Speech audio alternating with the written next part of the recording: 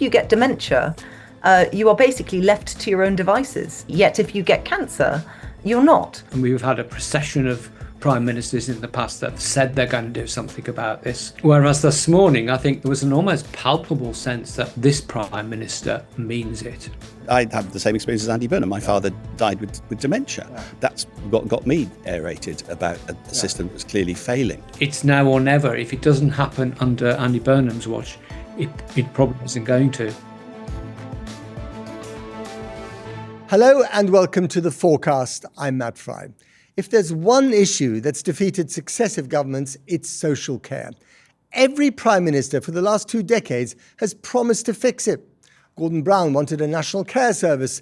David Cameron promised the biggest overhaul since the NHS was created. Theresa May vowed a long-term solution, and Boris Johnson said that he'd fix the crisis once and for all. Yet here we are, still talking about a system that leaves millions of older and disabled people without the care they need, piles pressure onto the NHS and forces many families to spend their savings just to look after their loved ones. Well, today the new Prime Minister, Andy Burnham, says that he'll succeed where everyone else, including himself in 2009, has failed. He's bringing forward a major review into creating a national care service, launching cross-party talks and promising to improve pay and conditions for care workers. But after more than 20 failed attempts at reform over the last 30 years, why should anyone believe that this time will be any different?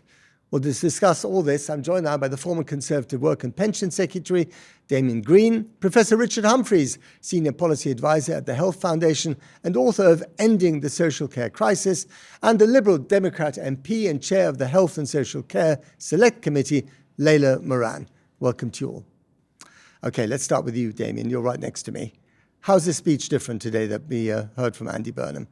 It's different to the extent that he has said in terms, judge me by whether I do this or not. So there wasn't, to be honest, a huge amount of substance in it. There was the promise to bring Louise Casey's report forward a year, which everyone in the sector has said it does not take you 4 years to work out what the problem is. And indeed, there's a range of solutions that have been around for 20 years. And that he's going to promote wider workforce reform than just the Fair Pay Agreement, which is fair enough, and that he's going to institute cross-party talks. But we have been around that track several times before. Not wishing to upset Louise Casey, but do we need the Casey review when we had the Dilnot review in 2010 that was pretty comprehensive? Well, it was comprehensive, but that's 15 plus years ago. So the world has changed. How has it changed for social care? Well, it's changed because things have got a bit worse. Right. The demographics have got worse, both in terms of elderly social care, which is what the Casey review is concentrating on, but also working age adults, basically far more babies with disabilities we keep alive today, which is great. And so therefore they become adults with disabilities. They need care as well. But in terms of old people, of course, the demographics are increasing inexorably. We're becoming an older and older society. So in a sense, the problems are the same, but they're more difficult. Okay. Layla, I mean, social care is aging is as inevitable as death and taxes, to coin a phrase. But we don't like to talk about social care, do we? The public is not really engaged in the issue, maybe because it's about managing decline. And if we don't like to talk about it, it's quite difficult to ask people to cough up money for it. Is that an essential problem here with this issue? Without a doubt, that is a problem. It's one of the reasons why Davey, because of his personal experience, chose to make it, or try to make it, an election issue at the last election, because that's the moment where you can try and grapple with these things. And then he said, cross-party talks are the only way we're going to get any progress on the matter. But the fact is, unless you are someone who has had experience, long experience to carer for a disabled child, for example, social care creeps up on you. You don't really know about the system very much until, in my case, my grandmother's recently gone into a home and suddenly the family have now all become experts. But watching my uncle with a PhD in physics try and navigate the system on behalf of his mother has felt really, really intractable. And most people don't realise that currently, if you've got assets worth more than £23,250, you in effect are responsible for this yourself. We haven't had further a national conversation, I think, around, well, what do we want as a country for this? So when we say solve the problem, there's actually a ladder on what you could do there. Is it the catastrophic costs? 1 in 7 would pay more than 100,000 for their care? Is it personal care? What is the ladder toward that bells and whistles free at the point of use thing? We actually haven't had that conversation as a country. Other countries have, and we have fundamentally changed. It's not just the aging population. I'd agree with Damien on that. But the other thing that is changed, and this is a very welcome change, is that it used to be, in the wake of the liberal Beveridge report that then founded the NHS and the giants and ills of society, we didn't recognize social care as an issue because we had an army of women who would be at home in their communities who did this work. These days, you struggle as a couple to make ends meet as is. You then add in caring responsibilities on top of that, and people start to buckle. So this problem is not just about what's about to happen with a big aging population coming through the system, as well as babies we can keep alive. Very good. But the other very good thing that's happened is women are now more and more not able to care full time for people. And we have to decide what we do with that. It's not a bad thing, but we have not dealt with the consequences and the conversations that we need for that. Professor Humphries, you're nodding there. I mean, Layla's just set out comprehensively, what the challenges are, as did Damien before her. Did you hear anything today from Andy Burnham, our brand new Prime Minister, that makes you think that he might be in a position to solve this problem where other people haven't been? Well, Matt, I've been a seasoned observer of successive governments' attempts to sort this out over the last 25 years and more. So you could forgive me for being a bit cynical, but actually, when I was listening to Andy Burnham's speech this morning, I felt quite uplifted by it because, as you pointed out earlier, because as you pointed out, and we've had a procession of prime ministers in the past that have said they're going to do something about this, but for various reasons weren't able to. Whereas this morning, I think there was an almost palpable sense that this prime minister means it. And a conclusion I've reached is that to get this through, you need that really passionate and sustained commitment of the person at the top of the political tree, i.e. the Prime Minister, to get this through. So my sense is that it's now or never. If it doesn't happen under Andy Burnham's watch, it probably isn't going to. Okay, that's really interesting. Damien, I mean, you nodded there, but I know that when you were trying to deal with this, you meant it, and so did Theresa May. And her election campaign faltered on it.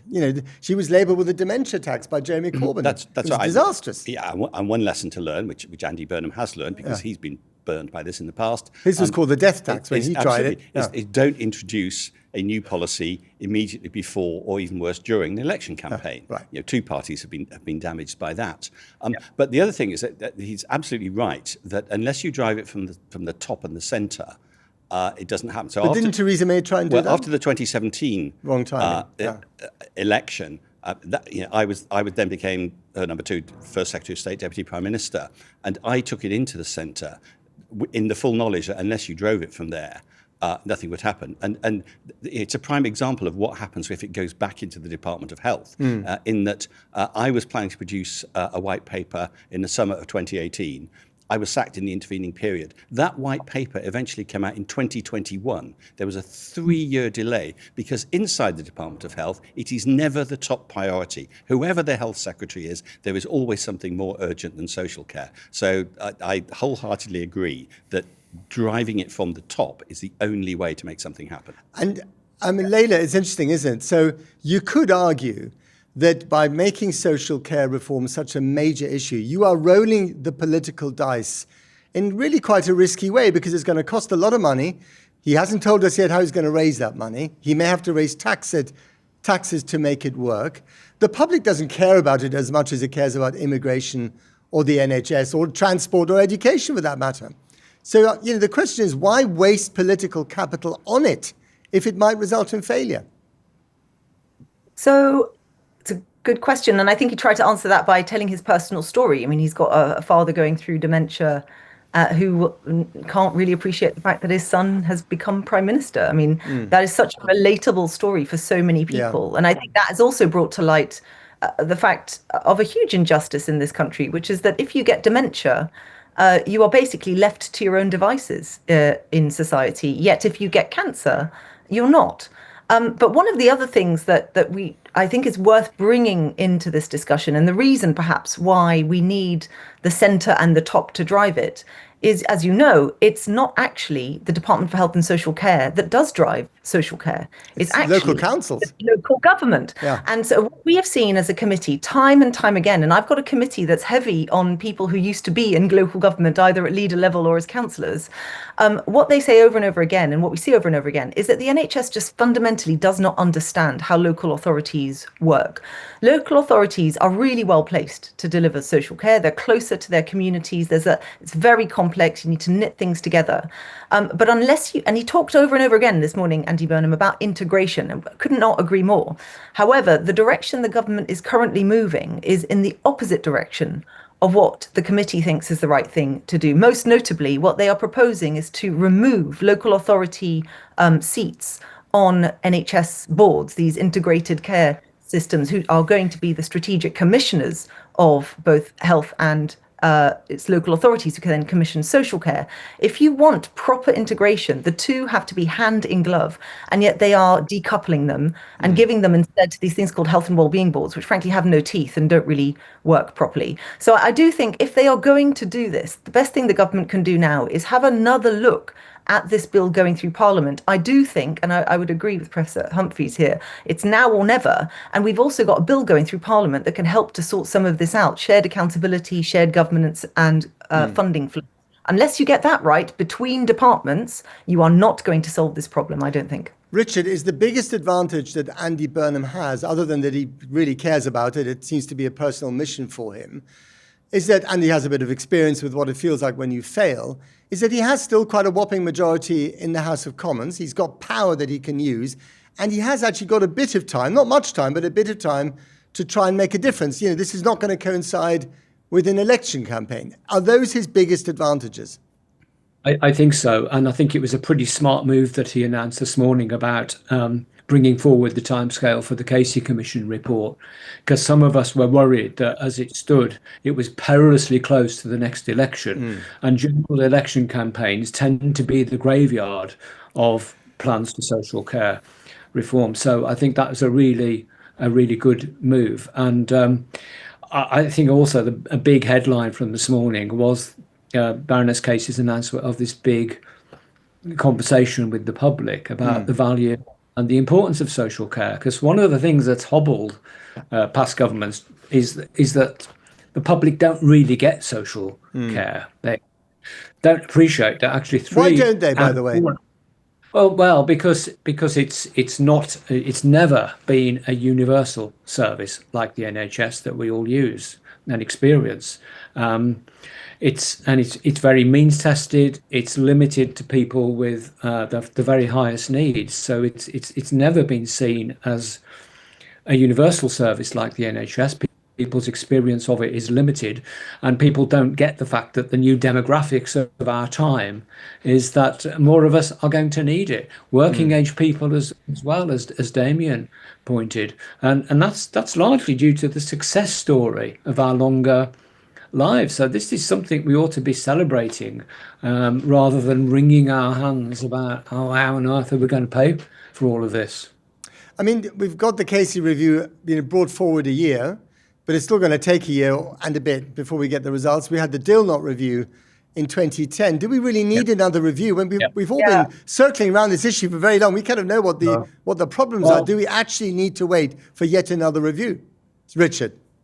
Well, I think the Dilnot review, it was a very solid and substantial piece of work. But the terms of reference it was set were relatively narrow. It was about how the costs of the care should be shared between the individual and the state. Totally legitimate, and I think Andrew produced some really credible and strong proposals that remain valid. Okay, but there are wider issues about social care which weren't addressed in that review, which Louise Casey is looking at. Richard just mentioned that he likes the idea that, you know, the dialogue is being broadened, other people are being brought in, it's going to be a national conversation. There's this summit that's going to be convened, but Reform UK aren't invited, the SNP aren't invited, Plaid Cymru's not invited, the Greens aren't invited. I mean, I know that these are smaller parties, but we are now effectively in a 5-party system. Why shouldn't we have all of them at the table? Well, and the first thing is it's England only. It's a England only. devolved Okay. power. Yeah, but even the SNP wants to take part. Well, I'm sure they do, but they can run their own system in Okay, Scotland yeah. and And they're doing it, and it's different. But from what the about the English others? system. Reform. Well, Reform. I mean, Greens. eventually, I'm sure they'll be involved. I mean, he's invited the two other largest parties in the House of Commons, which is not unreasonable. Okay, but so So Matt, on that though, can I just Yeah. say, I mean, first of all, on the Casey review, it's going to come out in two parts.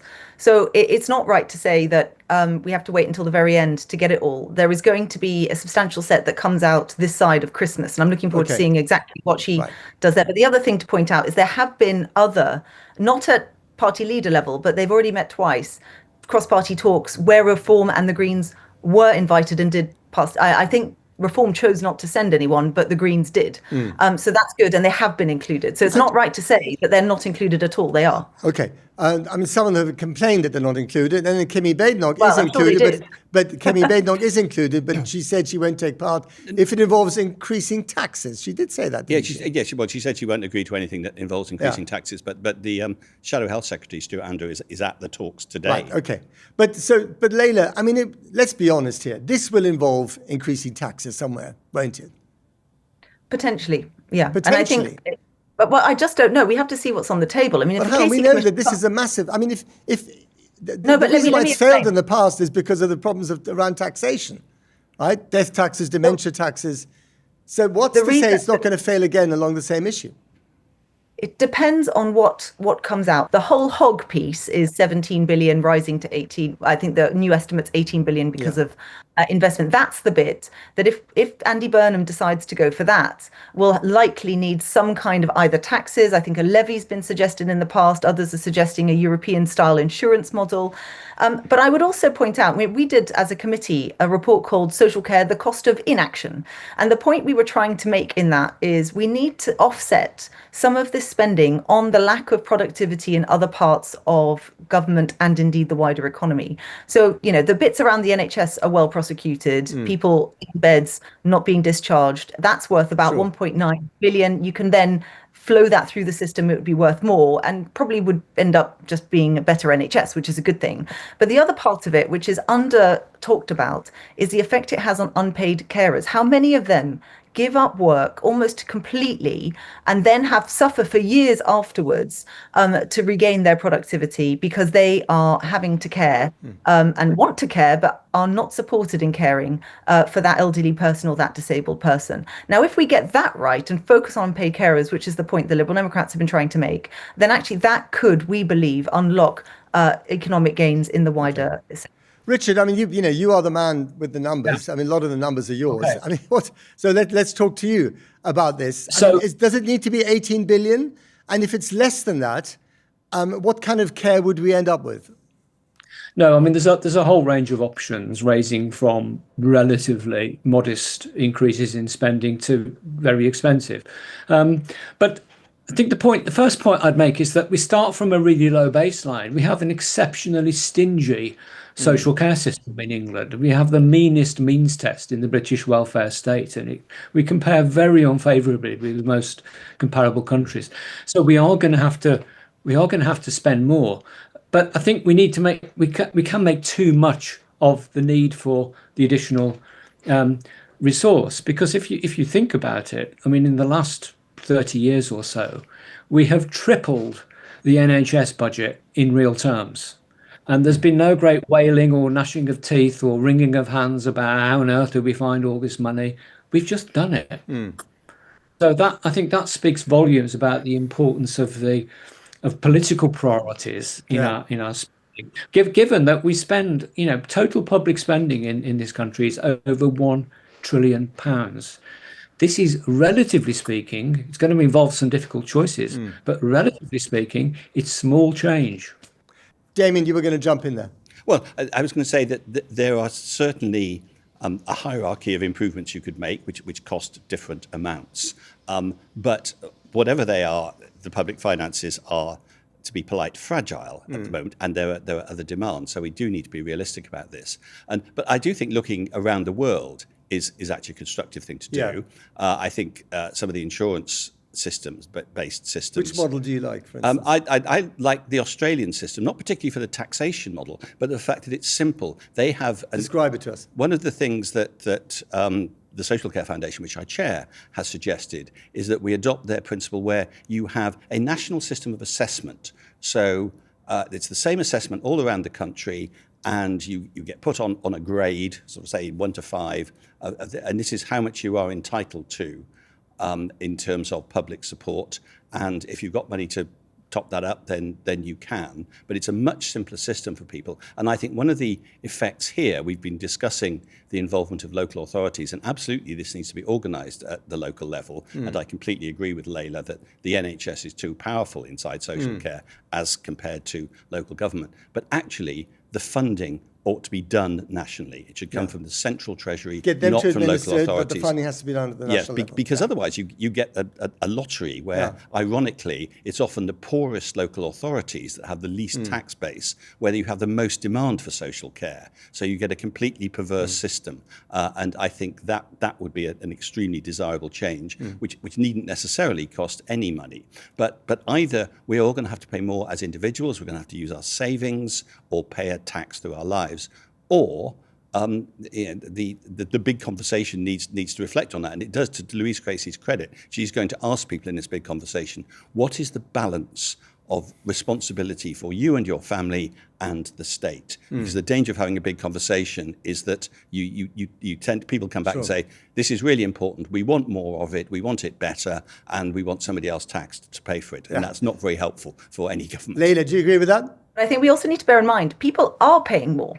If you are one of the unlucky families that end up having to pay, hundreds of thousands of pounds for care, whilst it may not be coming out of taxation, you are in a sort of cruel lottery of which side of the coin are you going to fall? Are you going to be one of those people? And we all know the ideal life and death. For me, it's top of a mountain or by the sea, and one day I just go. That would be lovely. But actually, for a lot of people, and especially in places with poorer postcodes, people spend a large amount of time, sometimes decades, with comorbidities, needing social care for a very long time. So I would agree that we need to find a way to even out the system. But it's also, when we talk about how we pay for it, it's not like people don't already pay for it. People are paying a huge amount for it when they need it. And because healthy life expectancy, sadly, is going backwards, people are likely to need it for longer as well. So we really should take all of that money into account when we're thinking about costs too, I would argue. Richard, when we look around the world, there are lots of different models for dealing with this problem, and every society has a different version of the same problem. Is the issue also with us is that we don't like to talk about family responsibilities. These things are taken for granted, or they used to be in places like, Italy or Spain or Portugal. But actually, we don't like to talk about that because that seemed to be, too retro and is too traditional. But should we be? Are there other ways of looking at this through social policy or customs and habits that don't involve money? Well, I think the truth is, Matt, that without the work of unpaid family carers, our social care system and parts of the NHS as well would collapse. So I think families are already involved. They're just not celebrated for it or acknowledged, actually. Absolutely. And this is partly why the crisis in social care has never been resolved, because you've got this invisible kind of shock absorber, which we call unpaid carers. But can I come back, Matt, to the issue about how we pay for this? Because an analogy I use is that you can put your hand in your left trouser pocket and pay for social care through taxation or through social insurance. Or you can put your hand in your right trouser pocket and pay for it yourself out of your own savings and assets. Either way, it's the same pair of trousers, and we've got to pay for this somewhere. Right. The costs are going to fall on somebody, and at the moment they're falling in a very haphazard and arbitrary and unfair way on the shoulders of individuals in a way that they're not able to plan or prepare for. Okay, so just to elaborate on the trousers, it's either a personal tax, your own personal expenditure, but it's something you can't avoid unless you want to completely abandon your elderly parents, or unless you're really poor, or it is something that the state does for you. So who's better at organising that? Who's more responsible at organising that? Well, I think you've got two broad choices really. You can either do it through general taxation, which is what the Scandinavian countries do, but you see, in there they have a really good social contract about the whole piece. So you pay high taxes, but you get a lot for you get a lot of bangs for your buck. And they do that We for maternity leave and all paternity leave and all these other things. Yeah. Absolutely, and we used to have a social contract back in the 1940s, but it's gradually got eroded by all sorts of things. We're not going to get there, are we? We're not going to do a social contract in this country, the likes of Scandinavia. First you briefly, Richard, then Damien. I think culturally, I think we need to make a start on it, because there does need to be some sort of understanding, not just about the cost of care, but what is it, as you said earlier, Matt, what should we reasonably expect families to do as opposed to the state? And that applies to funding as well as hands-on care. We do need to have that honest conversation. It's not just about who pays the pounds. I think the problem with getting from where we are now to a sort of widely agreed social contract that almost nobody thinks about because they accept that it's there is twofold. First of all, you wouldn't use social care as the route into it, because social care is not something that the country is interested in. I mean, the truth is, you can see there was a recent research by the King's Fund that showed about 4% of people thought it was important. It was tiny. So those of us who are obsessed by this subject are a minority, and we just have to wait till we that. all get older. Well, exactly. We're all getting older. I mean, I have the same experience as Andy Burnham. My father died with dementia, and that's got me aerated about a system that's clearly failing, and many of us get there, but you have to get to a certain age before perhaps your parents start needing social care, and you start looking at it. But the second thing is whether you can start from a very high, people feel they're overtaxed in this country, and there's a particular UK problem where so much of the wealth of so much of the population is bound up in their homes. So you get the this is my home emotion, this is what I want to hand on to my children emotion, overlaid on what is your biggest financial asset. That makes it much more sensitive and difficult. I mean, what's so interesting about today's speech by Andy Burnham, what you were saying just now, I spoke to Angela Rayner earlier today, and she had a very personal note, is that we all have an experience. Layla, you said it as well. We all have a personal experience. And the late Tessa Giles used to have this phrase, imagine what your mother would, do in that situation. How would this work for your mother, whether it's the prison system or the hospital system, or a care home in the community? Would your mum be happy there? I think that's a really important point. I think there has to be a narrative that goes through everyone's personal experience that connects together the collective responsibility. And we just haven't had that conversation yet, Layla. I completely agree. I think that point around the social contract is interesting, just because, when the Beveridge report came out and that social contract, the five giants, the point he made was that you have to tackle them all together. That was the basis of not just the NHS, but also welfare and education and so on. I do actually think time is ripe for a conversation like that. I would argue the fact we haven't grasped the nettle of such a conversation is in part why populism is rife, because people can see it creaking at the seams. And yet politicians, and this is the bit I am actually going to admire, which is not, I know we're not meant to do this across political lines, so I'm going to do it anyway. I'm going to admire Andy Burnham for saying that he is willing to put political capital and burn it on this, because it probably is going to take some burning of political capital on all parts of the political spectrum to get this through.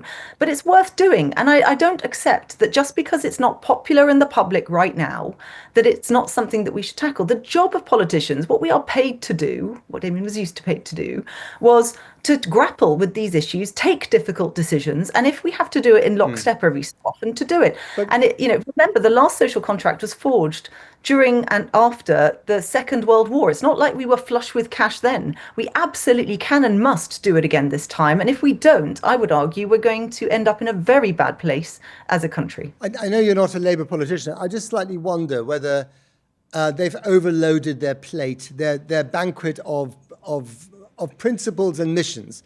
Whether it's needs and education, reforming the NHS, social care. There's the permanent drip, actually a torrent of defence spending. On top of that, the promises of devolution. I mean, there's an awful lot of stuff going on.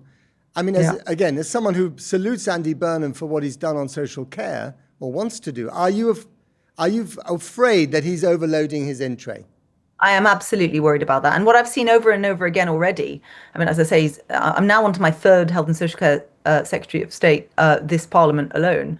I keep seeing promises being made, and then you sort of walk towards it a bit. Again, then gets a bit difficult, and they get distracted by something. And the bit that, I think is very untested about Andy Burnham is how he might get derailed by the distractions of the geopolitical sphere, which, as you know, Matt, come thick and fast these days. So, I mean, I really hope he means what he says. I genuinely hope, because he's got a personal stake in it. I don't think that's a selfish thing. I think it's really helpful that he's got, his father that he will go and see regularly to remind him that this is something he needs to And of keep course, doing. if he fails, the next government, whoever they may be, it might be him again, or someone else from the Labour Party, will have to fix the problem. This problem is not going away. We're all, Not going away. we are In all fact, it's getting aging. much We're worse. living longer and healthier lives in huge numbers. But getting back to those foreign models, Richard, which is Damien mentioned Australia. Which of the models that you've studied abroad are working better than our model? What should we be aspiring to become? I mean, I think you can make any model work, because it's not just about the funding model. It's about how you organise care. And one of the problems with our current system is that the options for individuals that need a bit of help are very limited. People actually want to stay in their own homes for as long as possible and live as independently as they can in their own communities. And too often that is really, really difficult. So we've got a big job of work to do on re-engineering the system so it keeps people away from long-term care and out of hospital.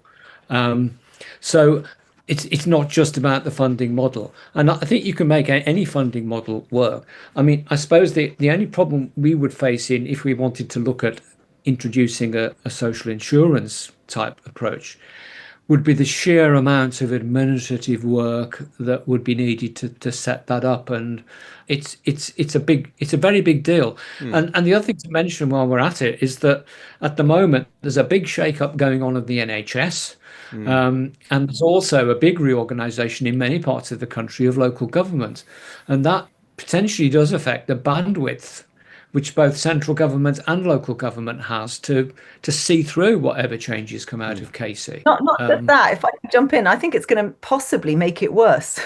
Because one of the suggestions that they're making is that at the moment you've got local authorities sitting on these commissioning boards that make the decisions, and they're planning to take that away. So I think there is this opportunity with this bill coming through Parliament, but I'm really worried that the right hand and the left hand, as is so ever the case in Whitehall, isn't talking to each other. I asked Chris Whitty about the changes in local government and is the department talking and all the rest. You're like, they're talking, and you can see already that the footprints of these commissioning boards is not looking like it's going to match what strategic local authorities are going to be. So there are these opportunities, but come on, guys, get it right. And you can do it first time if you thought about it. So I really hope that the Burnham government does take heed of those warnings, because there is an opportunity here, and I'm worried they're going to miss it. I agree with a lot of that. The problem is that local government reform means that's all local government cares about, and it's being done by a department in Whitehall that doesn't care much about social care, MHCLG, and it's a classic problem. That's again. And does the devolution agenda of Andy Burnham help that or hinder it? Well, the problem with that is that it's patchy. I mean, my part of the world in Kent, we won't have a strategic authority. We'll have 4 new unitary authorities, none of whom will have any collective knowledge or wisdom or memory of how to run social care. We will, as Layla says, have a health board, care board, whatever they're going to call it, which will be on a different boundary. So the potential for things to fall through the cracks is dangerously even worse. But surely, I'll ask Richard this actually. I mean, given the fact that we are, we can be computed up to the eyeballs, but I mean, the point is that there are better ways today of connecting the dots in the communities and on a national level. Who needs what, where, when? Is that something that we should exploit much more ruthlessly? Layla's laughing because I'm sure it's been mentioned before. The data doesn't exist. It doesn't exist? Well, we looked at it. No, well, it's there, but it's just not. Sorry, I'm sorry to jump in, but Yeah. yeah, this is exactly what our report looked at. And one of Yeah. our key recommendations was that Whitehall doesn't hold the data. The data sits with independent companies, some of whom are, privately owned and some, awful profiteering out of that. But it's just not But joined up. but surely, Richard, that's something we can fix, right? I mean, you just Oh, absolutely. I mean, there's massive potential to do more with data, with AI, with technology generally, and Okay. we're well behind the curve on that. All right. Yeah. So, final two questions to you. If we don't fix this, if Andy Burnham fails, what are the consequences, Damien? A slow decline.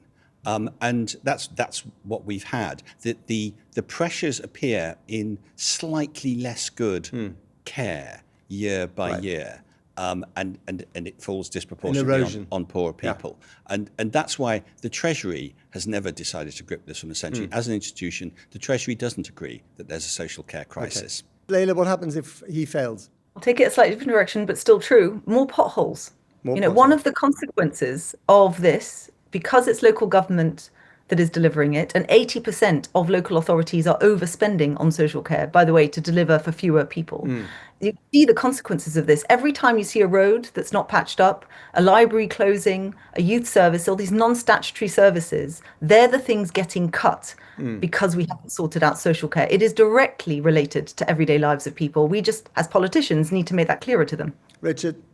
So as we grow old or we live with disabilities, we will experience a worse quality of life and poorer lives, and we will miss out on the great benefits that good social care can bring to helping us live the best life that we can with those needs. Okay, and just to end on a positive note, if there is one, and I'll start with you, Richard. What is the one thing, assuming that something does happen and the Casey review comes in, it's first half before Christmas and things happen, what is the one thing that you'll look for that will tell you that it's working?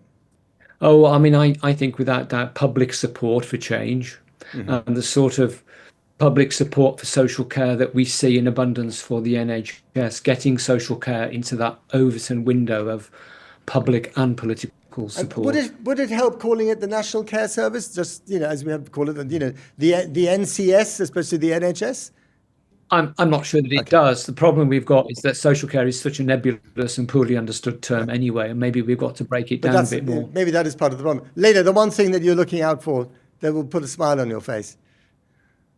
That particularly young unpaid carers are thought about. If you think about that young person looking after their disabled parent, and the fact that they will miss more weeks of school, the lifetime costs of getting that wrong for those young carers is enormous. And in our report, we identified that as the lowest of all hanging fruit of people we should be helping. At the moment, there is a statutory obligation to do a needs assessment for them, but absolutely no statutory obligation to fulfill it or fund it, which is ridiculous. I genuinely think we should start there because we owe them so much at such a young age to make that sacrifice. They're the least of people we should be helping. If we can't do that, what on earth can we do? Damien, you got the first word, you get the last word too, by dint of being in the studio. Right. If we get to a stage where you can think about dementia the way we think about cancer, two terrible things that nobody wants to happen to them or their loved ones, but we know that cancer will get treated. We fear that dementia, you're just left on your own. If we can get to a stage where dementia and cancer are regarded as equal evils that will get equal attention from the state, then we will have made a very significant step forward. Really interesting. Thank you very much to all of you, Damien Gruen, Layla Moran, and Professor Richard Humphries. It's been an absolute pleasure. I hope you found it enlightening out there. That's it for the Forecast. See you next time.